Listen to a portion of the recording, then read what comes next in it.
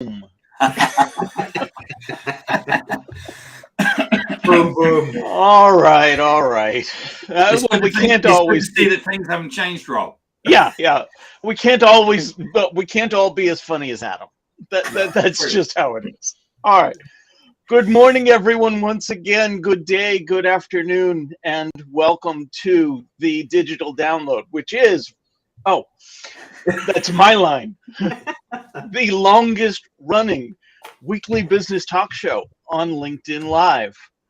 This week, we have a great topic for you with one, maybe two guests to help us examine it. Cybersecurity is a major concern these days. Adding significantly to the problem is a lack of diversity in the field. We'll explore exactly why that's a problem and what we can do about it. As we explore this, we'll ask questions like, well, of course, why is lack of diversity in cybersecurity dangerous?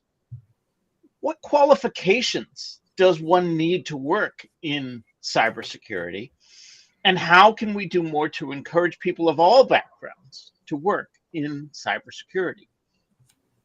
We strive to make the digital download an interactive experience.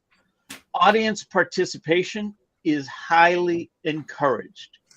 Yes. So what we'll ask you to do right now is go invite a friend, bring them along to this conversation. We'll wait.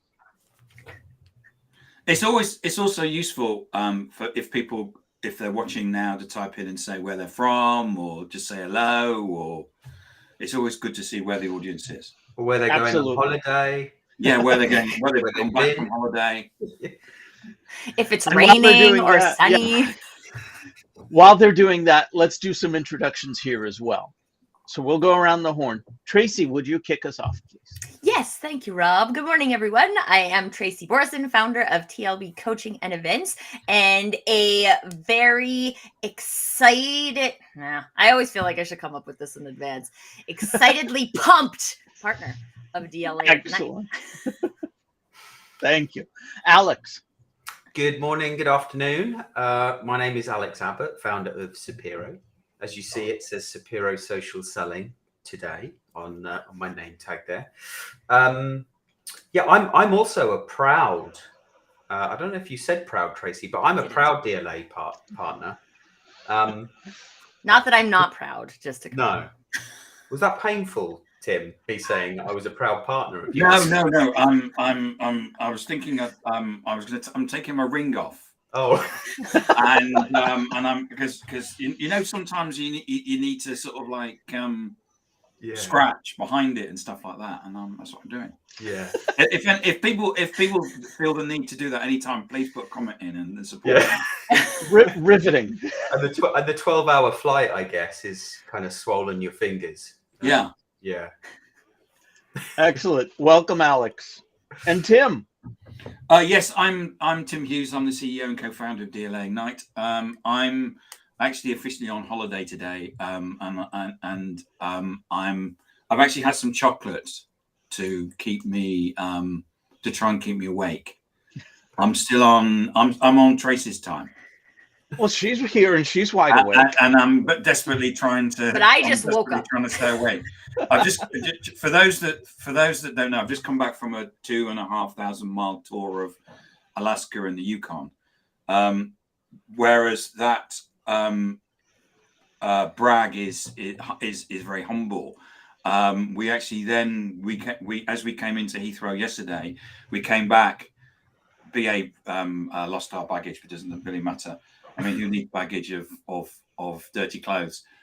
We then went back to Heathrow and picked up my partner's son, who's just done 2,500 miles solo cycle ride around Europe and the Nordics. So our drive is like nothing because he's just ridden that on his bike. Wow. And with that, Tim. Yeah. Still need an introduction from you.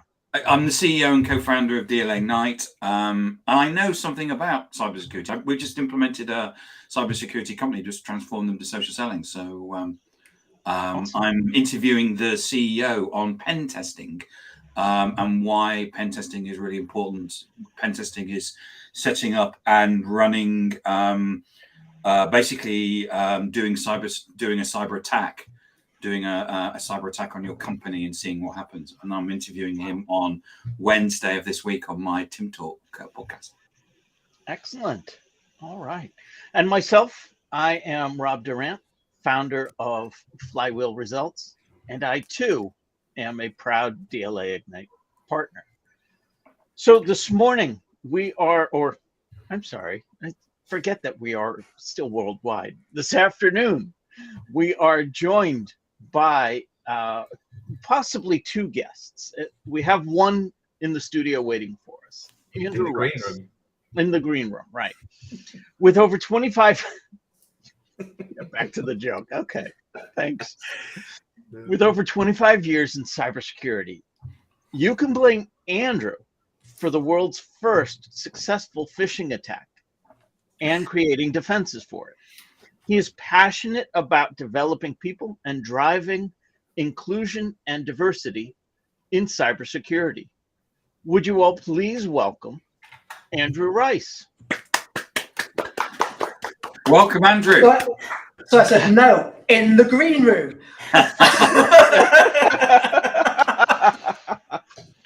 Excellent. Thank you for the introduction. Now, it's wonderful to be here with such passionate people who are actually rocking this world. It is a subject I'm passionate about. I've been working in cybersecurity for nearly 30 years now. I'm touching 60 next year, so ready to party for that one. And have a lot of fun in what I've been doing. And it's great to see people sitting in their gardens today, because that's part of the reason I'm talking about the diversity and inclusion, is enabling people to be able to work from wherever they are. Whether that's single mums working from their home with their kids in the background, if we can be more flexible in the way we work, we can help grow that diversity and inclusion into our community. So I'm really looking forward to the conversation today. Great to meet you all there, and great to see all the people that are waiting with their messages. Thank you, Andrew. Yeah. Nice to hear from you. Here.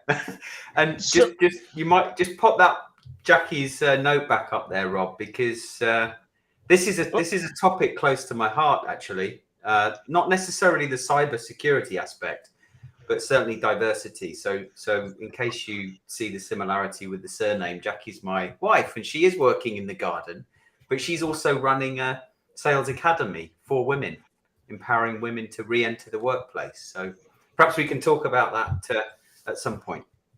Yeah, absolutely. Well, we were hoping to have Jane on the talk with us today. Unfortunately, she's had a conflict and can't make it. So, yeah, I noticed there's a lot of us are white, elderly male, but we do have Tracy there as well, Yes. helping us out with our diversity and inclusion.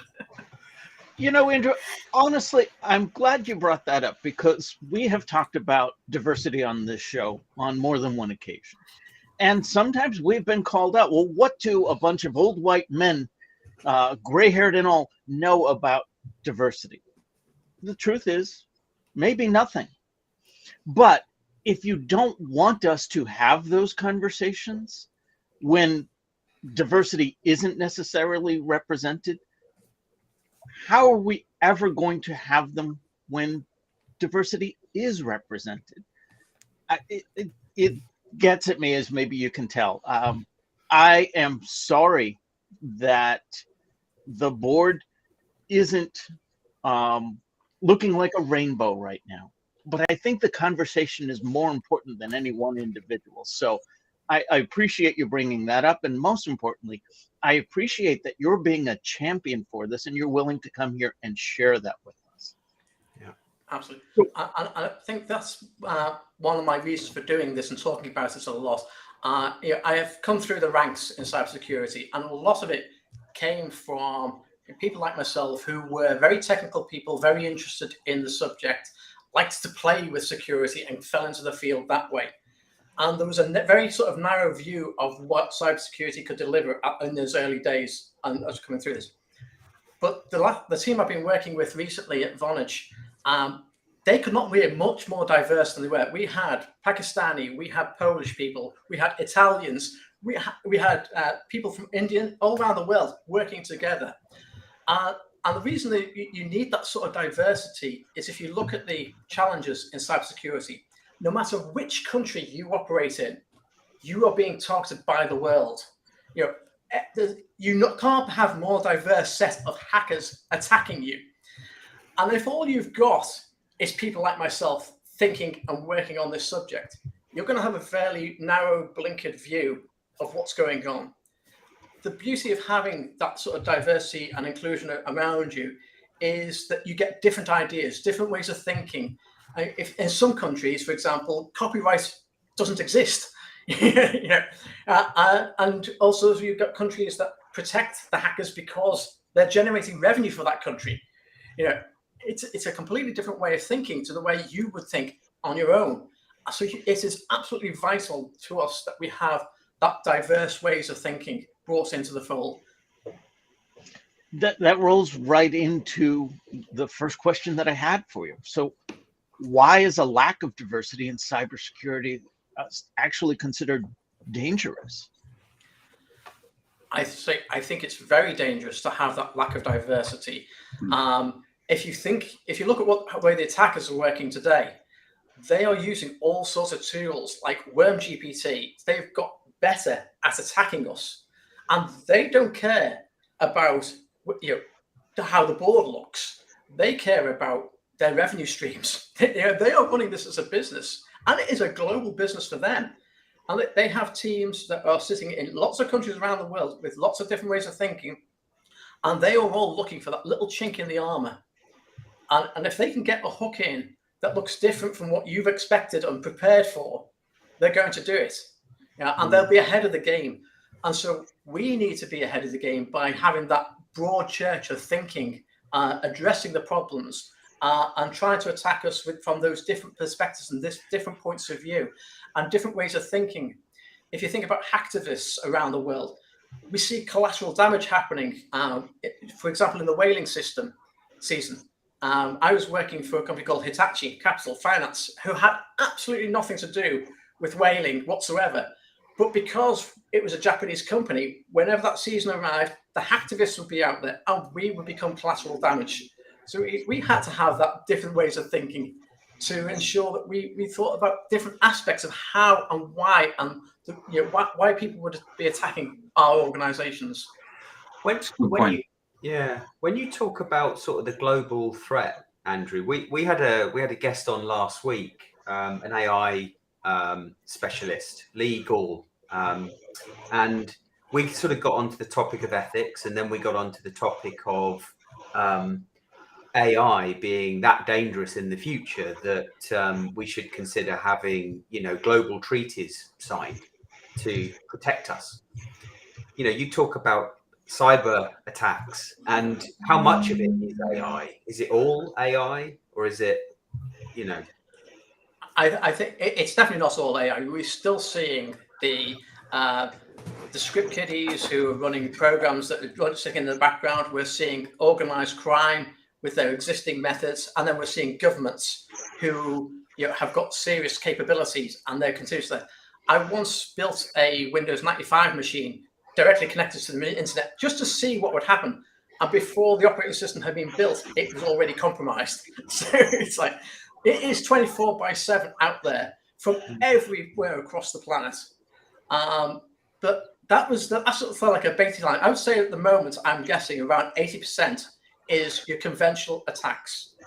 But what we're seeing more of is people taking advantage of these AI tools and adapting them to their capabilities. We're seeing better phishing attacks. One of the best ones recently was a deep fake, which was Martin Lewis and Elon Musk. And it was so realistic that even Martin would be difficult to say, that's not my video. That's not me. Because the facial expressions, the lip movements, eye movements, even just general sort of moving their body and the head around to the flow of the conversation. My father-in-law must have been every week, every time he visited, every single week, he's like, you've got to watch this. You've got to get into this. They're making hundreds, thousands of pounds. And it just seemed too good to be true. So we obviously didn't. Andrew, that's the second time this so far this episode the term phishing attack has come up. I'm presuming everyone knows what that means, and that's, you know, it happens when you assume. Can you tell us what you mean by a phishing attack? And phishing, by the way, is not spelled with an F, is it? It's a PH. It's for fish. And basically what it is, it started off with a broad email that would go out to almost everybody, trying to get you to click on a link. And often it would pretend to be from part of your organization or from a trusted third party. It may be something, it comes to you from Facebook saying, oh, your account's been compromised, you need to do this. It could come from your bank, it pretends to be one of those. And it would come to almost a generic person. They go through a whole list of email addresses that are bought in a database and just keep on hitting every single to try and get somebody to click that link. And once they click that link, they would down malware onto their machine. It could down ransomware, all those sort of things to try and get onto your system and then get access to your bank accounts on finance systems, or to carry out an action which would transfer money to the criminal organization. And then they got more clever and started doing spear phishing, which is where they would target a specific individual in the company, often somebody like the PA to the chief financial officer, pretending to be the chief executive officer, saying, I need these funds today because I'm about to close this deal. And because the urgency was built into it and it looked legitimate, people were more likely to do it. And now they're using artificial intelligence to craft those spear phishing emails, those highly targeted emails. And as I say, coming back to the diversity side of things, they are coming at it from every company, every country around the world are seeing these sort of attacks. And as I say, they don't care about your background. They will come from you, from whatever country, to try and get to your systems. And so you see, like, it'll be Chinese against Russians or Americans, and they're all over them. So it's a completely diverse mindset out there that are using these tools to attack your organizations. And that comes back to the fact that I really think we're getting better at diversity and inclusion, but people like myself need to put ourselves out there and understand people of different natures. The way I see it is birds of a feather flock together, as they say. So that's why you tend to hire people who are like you because you feel comfortable there. And we have to move outside our comfort zones.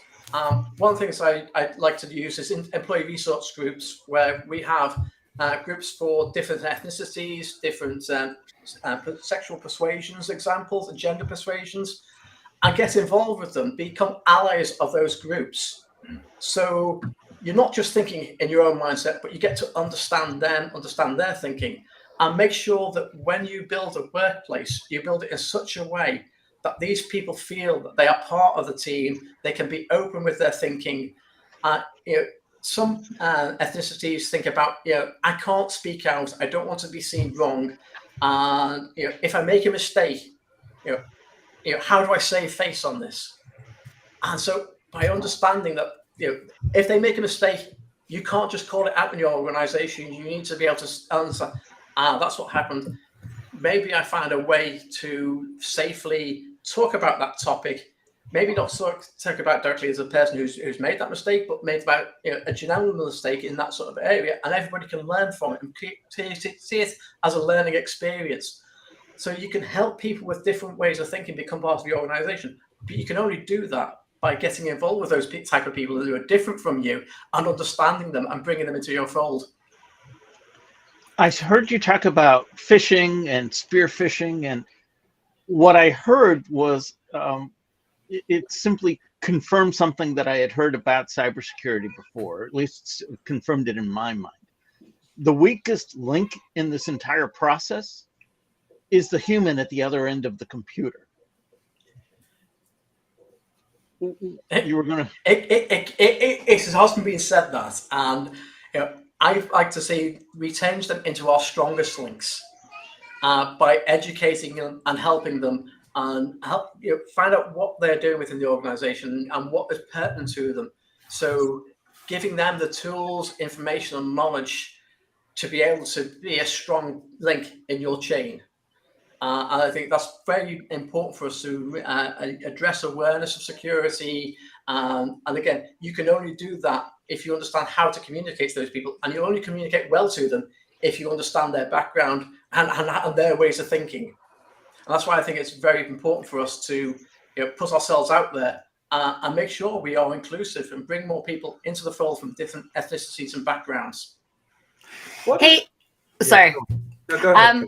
I just, this is like rattling around in my brain. And so are there like people who are like defense people and people who are attack people? And when we talk about diversity, I mean, I can see a benefit of, if I'm a big organization and I'm trying to create this cybersecurity plan to defend my systems against attacks, then it would be beneficial to build relationships with people who have historically been on the attack side to understand like what triggers those attacks. The thing I think this is like the big struggle in diversity is that like, if there's defense people and there's attack people, how do we like bridge that gap to say like, okay, it was historically your job to like attack people's businesses and steal people's money, but we see that we don't want to be like that. Like our organizational culture and values or our national culture and values don't support that way of thinking, but we want to explore that so that we can defend against it better. I don't know. It's like feeling very confounded in my head. And like, it is because I get the diversity from the perspective of like different cultures and different genders and different backgrounds and different areas of expertise. And I feel like that's maybe the easier side of diversity versus like, can we bridge the gap between these two, attack and defend? So the good guys and the bad guys. Good cops, bad cops. Well, and I feel like, I mean, this is where I can see the benefit of like being able to communicate and build relationships with those two parties, because I know that there are parts of the world where you mentioned, right, there's no copyright. So like if I live in an area of the world where there is copyright, it's not necessarily wrong to quote unquote violate copyright if you don't have copyright laws. But if I'm like trying to defend against copyright, then how do we, maybe even just how do we start that conversation? So in the UK, we have a thing called the Cybersecurity Challenge, which is a great opportunity for attacking people to go in and try and target the system. You also have what we call red team and blue team activities. So the red teams are trying to attack and the blue teams are trying to defend. That can be done in an ethical environment where if you've done background checks on people, you can assure that they have the right sort of background, they haven't come from the criminal background and doing that. If you've got a safe environment as a playground for people, then you can have people who came from the criminal background. Who Kevin Mitnick is a great star of our who sadly passed away recently, but he was very famous because he got caught, and then he turned into a ethical hacker and was targeting systems and people and trying to get into them. And you can bridge that gap, but you have to be conscious of if they've got a criminal mind to start off with, do I necessarily want to expose them to my crown jewels? Possibly not. But you might want to give them a playground to see what they're capable of and make them part of the red team and the blue team defending in a safe environment. So there are ways of doing that. Yeah. I like this concept of the red team and blue team because it doesn't feel like right and wrong. It's just like, this is what, and yeah, it's just interesting for me because I feel like from like a human perspective, I always feel like I bring the human perspective here. The reason why people might work for an attack style of organization is that they need a job. They're in like a lifestyle or a part of their life where they just need to get paid. And these companies are hiring, so I will go and work for them. And they're not necessarily bought into the mindset of, I'm going to I always think of this as like people trying to steal money from my grandparents because like they're easy targets, and my grandma's always like, "Oh, I got this message." I'm like, "No, don't do anything with that." But like, I think it's because they've removed the human principle from it, and it's like I'm in this place where like I'm so desperate that this is what I need to do to feed my family or whatever. And so I always think if we come back to the human principles in this opening up the diverse conversation, we can start to see like, oh yeah, okay, well, that's not really something these people wanted to do. Maybe the overarching like corporate goals are problems and we don't necessarily want those people on our red teams or blue teams. But there's, maybe I'm naive, but I believe in the like goodness of humanity. And there's generally a like, besides the like hugely narcissistic people that just want to have the power, most people are good. And that's my belief. I several beliefs I have. One is that most people are good. Second is that most people will make a decision based on the best decision they can, based on the information they have. And if they don't have the right information, they're not going to make a good decision. So that's why, again, awareness is a big subject of mine.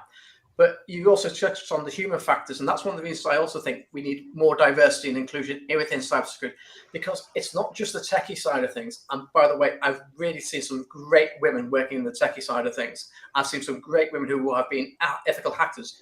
They're not the majority yet, but they are. I'm starting to see them being there, and I've really encouraged that. If you've got, you want to go into the STEM, and cybersecurity is a fantastic one to get into. But then you also have the human elements of it. You need that communication, and you need the business aspects of it.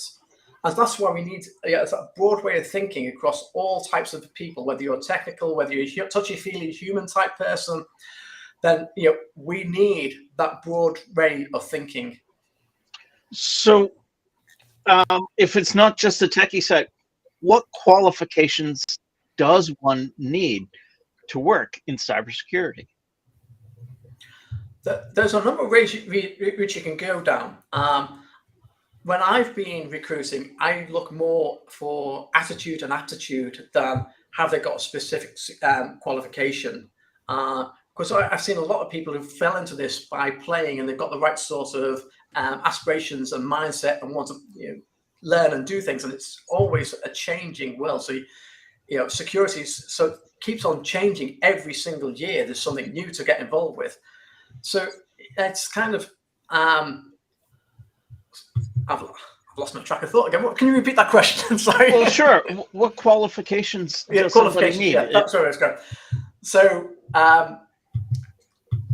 certain qualifications that are very helpful. You can get degree courses and master's courses and doctorates, which you never used to be able to get when I started off in cybersecurity. So that's one good way of going down there. And again, within those, there are lots of different disciplines for getting into cybersecurity, whether it be down the risk and compliance route, whether it's found the hacking route, whether it's found the technology side of things and developing and coding securely. Lots of those through the university route. If you want specific to hacking, then the certified ethical hacker is a good qualification to get into the hacking mindset of it. The other organization I work with is IC Squared. They're an international organization, internationally qualified qualifications. The standard one is the CISSP, Certified Information Systems Security Professional. And again, within that, you can break out into all the different areas of security that you might be interested in. But the CISP gives you that common body of knowledge. So when you're talking to anybody who's got one, whether you're talking about physical security, whether you're talking about personal security, human security, whether it's the hacking network, by having that common body of knowledge, you can talk at a level that everybody has some common understanding. So regardless of your background, that's a great qualification to get into. If you're in the UK, the IISP is a good route. There's IASME. So there's a number of that. What I would suggest to people, if you're interested in security and you aren't looking for certification, go and Google it. You will find lots of certifications and find one that best suits how you're thinking and what you want to, what parts of the aspect of security you want to get into.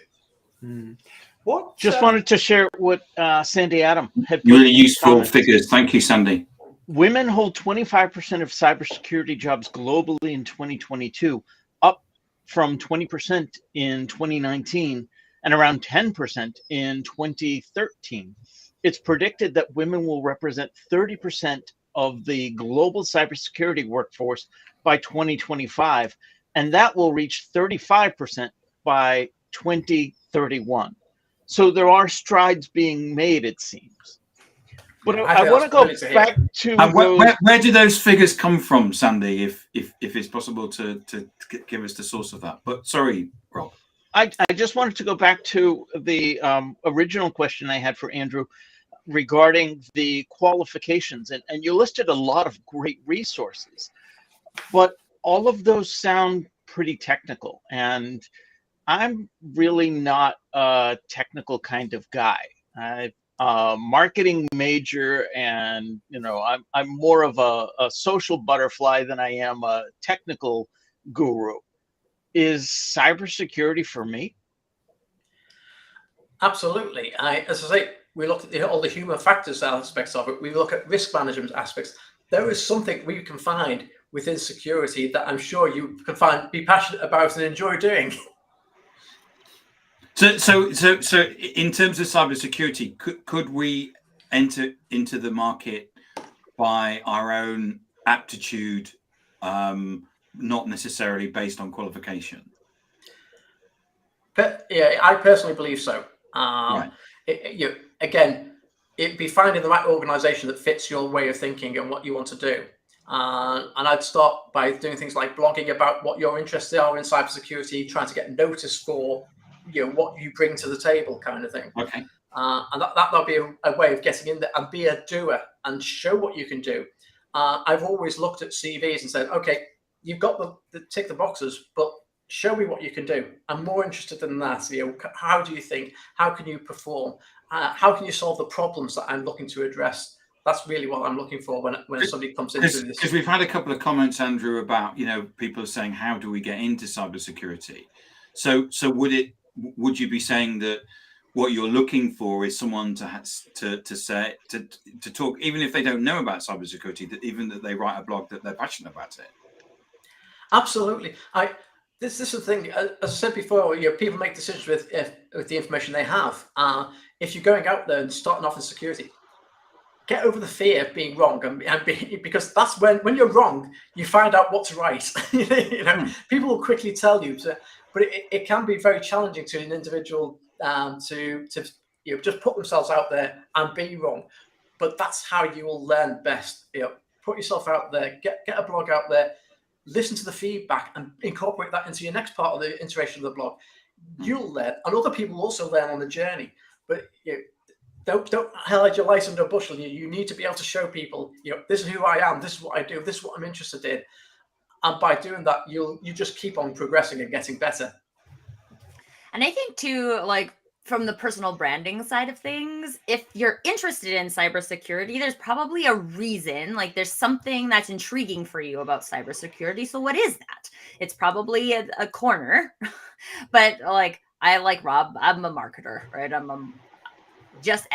But the marketers have a unique perspective on cybersecurity. And so if whoever you are and whatever background you have a unique perspective. And a unique perspective doesn't mean that you know everything. But if you can show up and start creating those conversations, people who have knowledge, like this was so exciting. Again, as Alex mentioned last week, we had Legal on, and he knows many things about AI that like I don't know.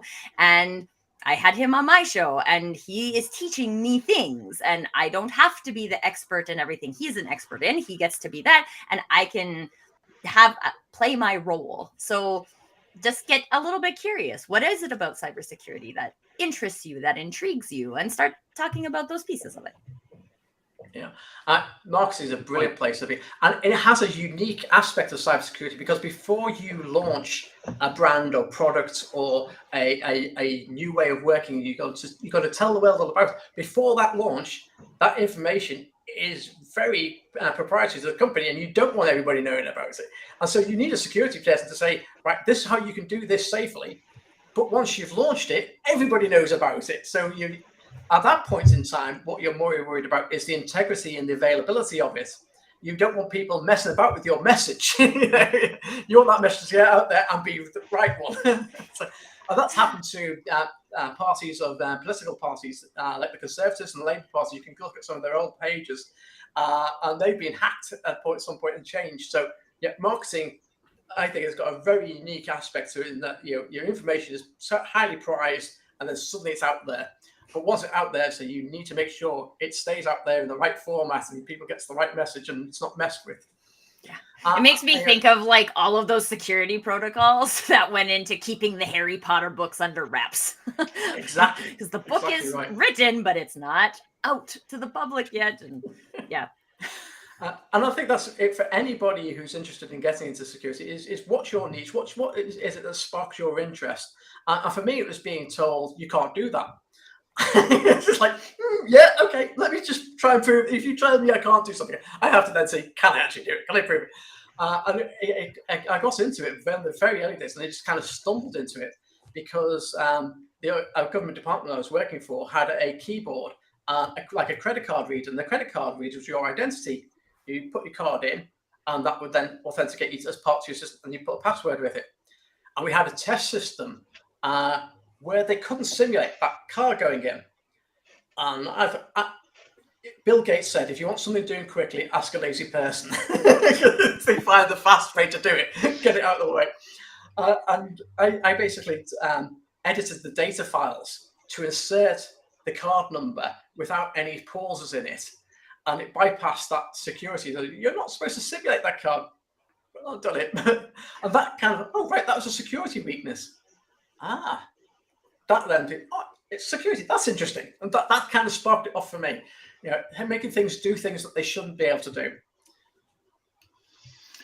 And you talked earlier on about, so going back to the discussion about diversity and inclusion, you talked about allyship and the fact that we should be allies. Here we are, you know, we're 5 white people.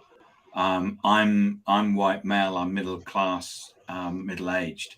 What do you think that we could be doing more to support and be allies to actually get more diversity and inclusion into cybersecurity and business as a whole? So for me, the first thing is start being with people not like you. Hang around with people who do not think the same way as you, do not look the same way as you, are culturally different from you. A lot of organizations are looking for diversity and inclusion now across the board, not just within cybersecurity. You see the groups that are set up to allow those people to network within those organizations. We need to be involved with them. We need to show up as who we are, with open minds, open hearts, listening to them and getting involved. Understanding brings forgiveness is a French saying. And you can't understand unless you get out there and be involved. Support these people, get involved with the LGBTQ plus community. Understand. I was at one organization, and there was a gay fella there, and he was a really nice person. And it was bring your kids to school to work day. And I brought my kids with me, and he said, "Oh, can I take them off for ice cream?" Yeah, no problem. Go ahead. Not a problem to me. And somebody comes up and says, he's gay. And yeah. But that was fear that was driving that conversation. Absolutely, yeah. And that fear was ignorance. If you don't hang out with these people, you will remain fearful and ignorant. So you have to get involved with them. Just on another story with that person is one day I had my headphones in and I was listening to some music. He came up to me and he said, "What are you listening to?" And I went, "Queen." And he just went, "No need to be personal." Absolutely lovely guy, and he was so much fun. But you have to get to understand the other ways of thinking. These other people, get involved, put yourself out there, be an ally, be supportive.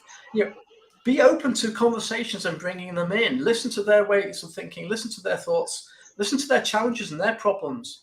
help them be part of the community and build that community of inclusion. And whilst those separate parts of these employees resource groups are there to help those individual communities grow and have a safe place to chat. We respect that is a safe place to chat.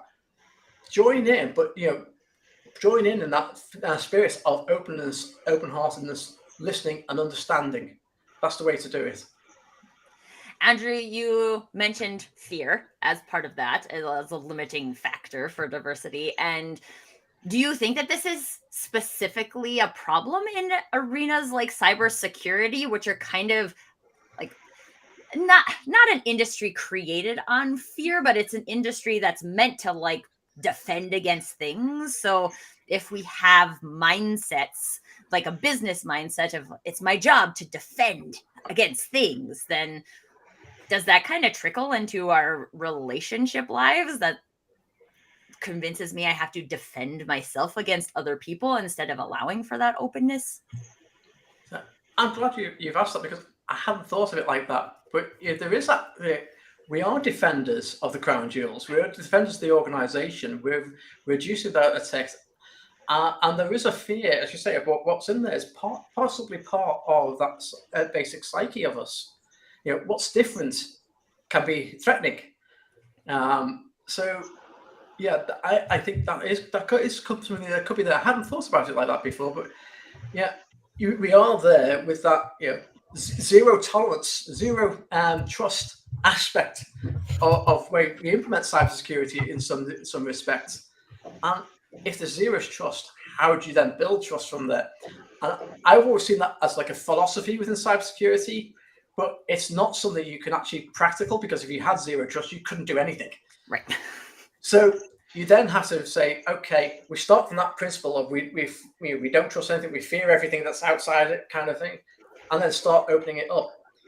But the only way you can start opening it up is by understanding and learning, and then starting to trust that works the way it's supposed to work. And I think that's part of my saying, how I was saying, you need to get involved. You may not trust people from a different background to you, and a different. I was in New York, and I went into Harlem, and I felt a little bit fearful at first, but because I don't know the area that well, it's completely strange environment. But I went out, and lovely place, not a problem. It is you have to overcome that challenge of the fear in yourself. Who's that said feel the fear and do it anyway? Fear, false evidence appearing real, is one way of looking at it. And another thing is, if fear it can be a warning. Something could go wrong. If it does go wrong, what could go wrong? Work out what could go wrong, and can you handle it? If you can handle it, then there's nothing to fear. Great call out, Tracy. And that's why we need marketing in cybersecurity. Marketing understands the target audience. So how can we do more to encourage people of all backgrounds to work in cybersecurity? I think we have to champion the cause of cybersecurity. We have to bring those people on to talks like this. I'm sorry Jane couldn't make it today, but bringing people of other backgrounds into this conversation, having them tell their story alongside us, how they found it, encouraging people from their backgrounds to come and join us as well. That is something I think it's a journey we can both go on together. Bring people, different backgrounds, different ethnicities, different ways of thinking, have them start talking about this alongside us. And I think we do need to be alongside and not separate. We can't have one community just talking about the subject on their own. We need them to be seen that we can work together, we can build together, and we can go out to the world and tell them about our stories together. And Andrew, one of the things that we talked about earlier on was about deep fakes. Yes. And there's certainly this area where AI and cybersecurity are kind of, I didn't attend that particular digital download, but, the discussion in AI about deep fakes. There's a famous US presidential candidate who had her emails hacked. So it doesn't matter where you are into society, you're being targeted. Do you think as individuals, we actually need to get to understand and realize, we're having to understand about phishing. I mean, phishing, what, 20 years? I mean, I think we've been, or 25 years, there's phishing emails have been sent out. And usually what we realize if something's too good to be true, then it is. But we're going to actually need to understand more and more about deepfakes. I mean, Martin Lewis, Elon Musk. For the people that don't know, Martin Lewis is the person in the UK who says that he's not paid by anybody, but he tells you that you need to get this credit card because it's got the best deal on it and stuff like that. The fact that he's being deepfaked and is giving advice, people need to understand even more and realize that there are bad actors out there who actually want to steal your money. Long question. Absolutely. Sorry. Sorry? Long question. Sorry. Long question. Yes. I think there's two aspects to this. One is the technology side of this, and being able to detect something that's being a deep fake and highlight people to it and talk about where the source of that has come from. Intel have got their deep fake detector, which is trying to battle with these AIs that are generating the deep fakes. So you've got to they're generating them. Intel's trying to discriminate against them, and the technology aspect can help to some extent. But I think definitely the awareness and letting people know that these exist, what they look like, how to spot them, and to protect themselves. You put those two together, and you should have a fairly good defense in depth between them. Get the technology right, get the awareness right. And I actually use these as opportunities for helping people to become interested in security, because it makes it really important to them. What I'm always looking for when I'm pressing these messages out is what's in it for the person who's listening to this. And if I can help them be safe and secure in their home environments, then they are going to bring that knowledge and attitude to work environments as well. So make sure that people are aware of them, what they look like, how to spot them. And as you say, if something looks too good to be true, it probably is. But when you get that phone call where the voice of your daughter comes through saying, I'm stuck here, I need some money, I need to transfer quickly. Yeah, that kind of gets to you, and you've got to be ready to see that, be able to say, is this really my daughter or is this somebody else trying to think? And that is scary that we have to think like that. It brings that fear back into us. What is different could be painful to us. So education and awareness is going to help break down some of those barriers. Well, what I've seen is on that Martin Lewis one, the island of Jersey, £300,000 worth of money was actually taken from the islanders, according to the police in the area. So it's very effective what they're doing, and we do need to be ready for it. Is cybersecurity always a game of catch-up? Yes and no.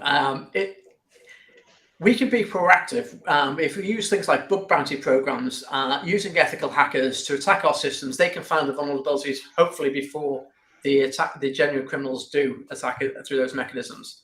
Often I've seen it, get the basics right. Sometimes I see default passwords are still on systems that they haven't been changed. So getting the basics right, doing those bug bounty programs, working with the researchers to find new ways of attacking systems, that can help do there. But there will always be those zero exploits that constantly appear in the wild, and then we're playing catch up. So if you think about it, we are in the news every day, but businesses around the world generally is still operating, still making profits, and still generating revenue and working. So on a day-to-day basis, the job is pretty good, but there will always be that chink in the armor that someone will find, and that's when you're playing catch up. If you think about some of the attacks that happened, where what was the company? ServiceNow got broken into, and then they were looking at that led to a chain of attacks coming through there. Once it was identified, everybody worked together to then patch and fix that system. Sandy's very active today. Legions of DEFCON hackers will attack generative AI models. Yeah, absolutely. So, yeah, I'd say it's not that we're always playing catch up, but sometimes we do have to play catch up. Maintain that proactivity. One of the things that we get a lot of around our way is cars being stolen, because you can buy something on Amazon that basically detects the infrared keys. As we become more and more reliant on cyber computers and stuff like that, I'm guessing we're going to actually need to understand, we tend to think of hacking as in phishing, as in computers and email and stuff, but actually there's a lot of computing power in a mobile phone or in a car. Are we going to start needing to look at the way that we look at when we buy a car? It's not just about having an alarm on it, it's about having what ability of cybersecurity are we going to need on it? Absolutely. What we're seeing now is really the cars are more computers on wheels with an engine. So it's like the technology's in there. We're getting drone deliveries now. We're going to see taxis that are driverless. That's going to be coming down the future. They're looking at street furniture, which have been altered by hackers. So when it's in a 30 zone, the car thinks it's in a 50 zone. There's all sorts of these things that are happening. And so that's one of the reasons why this industry is such an interesting one to get into, because every aspect of it is like, you look at medical devices, extremely sensitive and need to be strongly protected. The new vehicles, so much computing power in them, the drone technologies that you're getting around, automated deliveries, so many opportunities and different ways of looking at it, that it comes back to this. We need this diversity of thinking because there is so many different aspects of it to get involved with. Well, we have a question from I like that. I love that Paula. question. Is it worth attacking anything if there's no payoff? Do attackers behave rationally or irrationally? Is there any case studies exploring this question? I would have to look into the case studies aspects of it, but there are several reasons why motivations for people attacking systems. Financial is the big one for criminals, and often for government-backed organizations where they're trying to take down another country's infrastructure and extort money from them to fund their operations. We talk about asymmetric warfare in cybersecurity. Somebody with a laptop could start having a go against somebody who's got a multi-million-pound computer system. So there is that, or there's a payoff in that respect. Some of them, the hacktivists, they want to get a message out there. Just Stop Oil would be a typical sort of threat actor who might want to deface a website and put Just Stop Oil notices all over it. So they have a different motivation. Then you've got governments who may want to, in warfare times, take down an organization. We saw in Ukraine, the satellites were being attacked and taken down to take away military, and then the collateral damage hits Germany. So money is often the main motivation, but there are other reasons for it. I saw an interesting one yesterday or the day before. I actually shared the video with my family, where an artist had loaded a number of cell phones into a little red wagon and walked down this street with all of these cell phones, while all of these cell phones were connected to Google Maps. And suddenly Google Maps thought there was tremendous traffic on this street, when really it was just one man with a little red wagon and was diverting cars to other locations. Now, his point was to simply bring attention to how much we rely on computers and information and so on. So there was no financial payoff for him, but the attention that he garnered, this was 2 or 3 years ago, and the video itself had over 1 million views. He got his payoff in terms of the attention he was trying to draw to his cause. So you mentioned the term hackivists. I think that's an example of exactly that. Yeah. The 2600 group, you'll find they're some of the very early days of how phone freaking it was then. And they were just basically trying to see what they could do. And they found in a box of cereal a whistle from Captain Crunch, which if you blew that whistle would allow them to make free phone calls. So it's a lot. Sometimes it's just people tinkering and finding out what they can do. A lot of young people getting into this are of the mindset, what can I do? How can I play with this? They're not actually out to do real damage, but they can cause damage in their learning and trying things out and experimenting. Andrew, I have a question about like individual people. So I work in the personal branding arena, and there's a lot of, when we hear about these kind of deep fakes on these like pretty big names, a lot of people then have a fear of like, well, I don't want to show up on video on social media because someone can just steal that and then deep fake me and like hurt my family or whatever. Is there anything we can do like for platforms, like if we're active on LinkedIn, do we like trust that the platform is going to be secure, or are there things that we can do to proactively keep ourselves secure in that digital presence? So I think there has to be an element of realism in this. If you are Beyonce, if you're Martin Lewis, if you're Obama, you're people who are likely to have this happen to you. So they should have more people looking to protect their image and brand reputation online. For most people, there's like 7 billion people on the planet. Actually, heading towards 8 billion people now. Picking one individual off of that, what's the motivation? How much could they get out of it? When you look at what the criminal activities are, when they actually tried to get into somebody's account and got access to their account, and when they realized there was no money in it, they went, oh, damn, put the phone down, went on to the next person target. So if they can't monetize your image for a realistic amount of money, then they're going to go elsewhere. If they can take your image and get some money and maybe use your image to attack your parents, then yes, there's a reason that they might want to do that. So again, this comes back to awareness, making sure that people know, would that person actually do what they're saying? Are they really in that serious debt, that amount of debt that they need money right now? Can it wait for a couple of hours? Because when we're doing brute forcing of passwords, we tend to say after 5 passwords, block the system.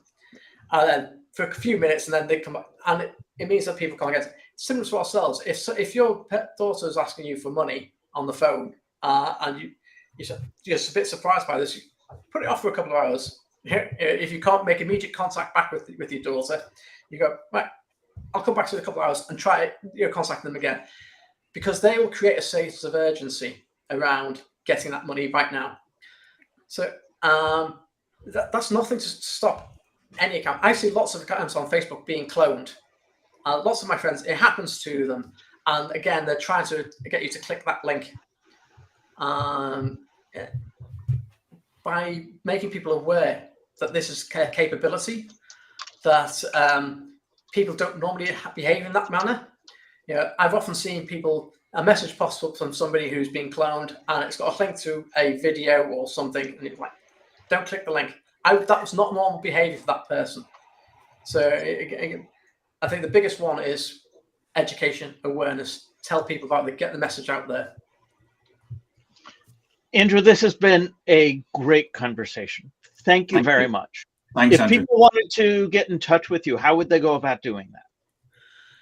The easiest way is probably find me on LinkedIn, Andrew David Rice. Failing that, andrew.rice@orange.fr. Awesome. That's probably one of the simplest email addresses I can think of for me. To our panelists, thank you. To our audience, thank you very much. This has been a great show. If you are interested in appearing on the digital download, if you have something to say, scan the QR code, fill out the application. We would love to host you sometime as well. For myself, Rob Durant, for the rest of the panelists, for our guest, Andrew, this has been another episode of The Digital Download, the longest running weekly business talk show on LinkedIn Live. I want to thank everyone for being a part of it today, and we'll see you again next week. Have a great Thanks, weekend.